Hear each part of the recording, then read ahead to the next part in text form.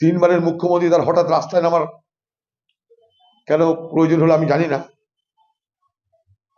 তবে আমার ভালো লাগছে যে যদি দিদি আমাকে টার্গেট করে রাস্তায় নামে আমি কিন্তু খুশি হব, কারণ দিদি আমাকে ভয় পেলে আমি মনে করব আমার রাজনীতি লাইন পাক্কা ঠিক আছে একদম। গত লোকসভা নির্বাচন আমাকে হারানোর জন্য দাঙ্গা করিয়েছিলে দিদি, সেই দাঙ্গায় হিন্দু মুসলমানের রক্তারক্তি হলো, সেই দাঙ্গায় হিন্দু মুসলমান ভোটের বিভাজন হলো, তৃণমূলের বিধায়ক বলে দিল 70 ভাগ হিন্দু 30 ভাগ মুসলমান, সেই ভিডিও ক্যাসেট করে হিন্দু গ্রামে গ্রামে ছড়িয়ে দেওয়া হলো। লক্ষ্য অধীর চৌধুরীকে হারাতে হবে, তাই হিন্দু ভোট বিজেপিতে ঠেলতে হবে, অধীর চৌধুরী হারুক তাহলে আমার হবে।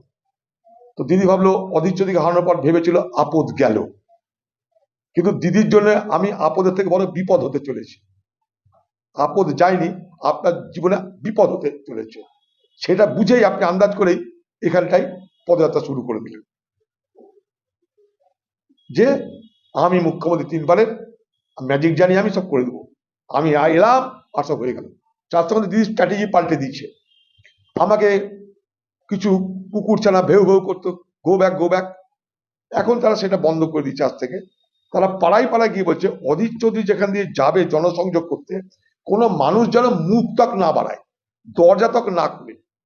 অর্থাৎ দিদির দলের লোক যে ওয়ার্ডে আমার প্রচার জনসংযোগ, সেখানে কারফিউ জারি করতে চাইছে, পার্টিগত কারফিউ, সরকারি কারফিউ না।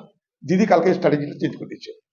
কালকে এসে দিদি তার খোকাবাবুদের, তার ক্যাডারদের বলে গেছে, তোমরা ডাইরেক্ট অধীর চৌধুরীর বিরুদ্ধে গো ব্যাক না বলে এই লাইনে হাঁটো। তারা চেঞ্জ করে দিয়েছে। আমার এখন আশঙ্কা একটা, বাংলার মুখ্যমন্ত্রী গতকাল যে ছিল তাতে কি পরিকল্পনা তিনি করেছেন এবং পরামর্শ দিয়ে গেছেন।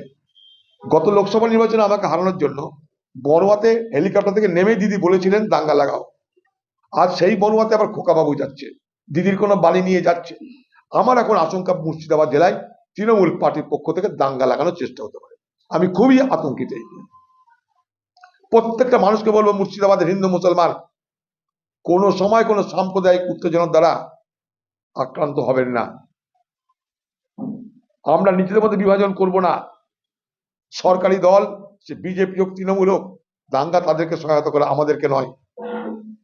আমরা মানুষের স্বাধীন মতামত প্রকাশক, তার দাবিদার। পশ্চিমবঙ্গের মুখ্যমন্ত্রী মমতা ব্যানার্জি লোকসভায় আমাকে হারানোর জন্য যে দাঙ্গা করেছিল, তার পরিকল্পনা যে দাঙ্গা হয়েছিল, সেই দাঙ্গার কারণে যে ভোটের বিভাজন হয়েছিল, বহরমপুর বিধানসভাতেও তিনি একই জিনিস করবেন বলে আমি আশঙ্কা প্রকাশ করছি এবং আপনাদের সামনে তা আমি স্পষ্ট করে বলতে চাইছি। এই মুখ্যমন্ত্রী মমতা ব্যানার্জির পক্ষে সবকিছু সম্ভব। হীরা থেকে জিরা উনি সবকিছু করতে পারেন। একটা অমানবিক, নিষ্ঠুর, একটা নির্মম মুখ্যমন্ত্রী, তার 15 বছরের কার্যকালে প্রমাণ করে দিয়েছেন তিনি। মানুষের ব্যথা, মানুষের যন্ত্রণা, মানুষের দুঃখ তিনি অনুভব করতে পারেন না। তার দরকার ভোটে জেতা আর জীবনে খোকাবাবুকে প্রতিষ্ঠা করা।